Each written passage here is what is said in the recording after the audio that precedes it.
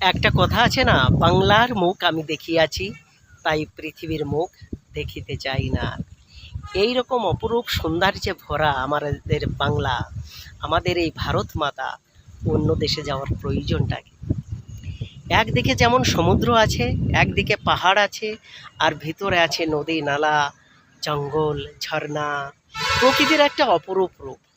সেটা বলে বোঝানো যাবে না, সেটা দেখেই অনুভব করা যায়। দেখতে পাচ্ছ আমি একটা ঘাস লাগানো আছে, ক্ষেতের সাইডে বসে আছি, দাঁড়িয়ে আছি আর ভিডিও শুট করছি।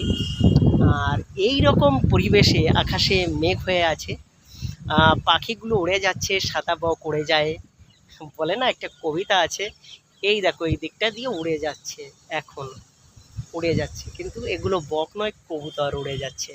খুব সুন্দর লাগছে। এইগুলো এই দিকে একটা চিল উড়ে বেড়াচ্ছে, আর আকাশে মেঘ তোমাদের আগেই বলেছি, একটু একটু করে মেঘের আওয়াজ হচ্ছে।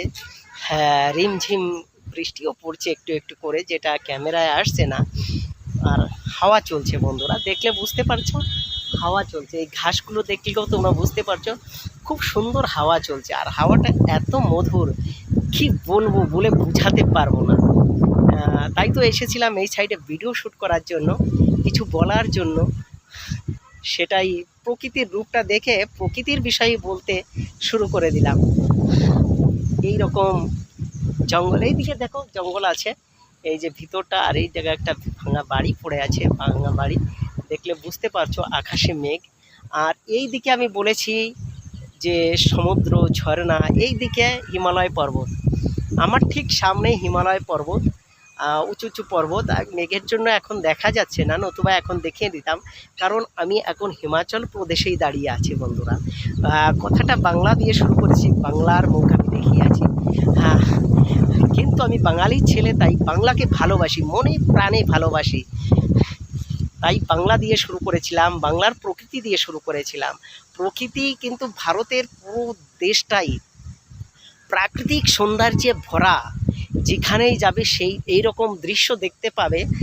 মনে হবে না যে তুমি ভারতবর্ষের কোনো রাজ্যে, বা মনে হবে নিজের বাড়িতে এসেছি। আমার এখানে মনে হয় আমি নিজের বাড়িতেই আছি এখন। হ্যাঁ, কিন্তু কী করব, একা, তাই জন্য বুঝতে পারা যায় যে আমি এখন বাইরেই আছি।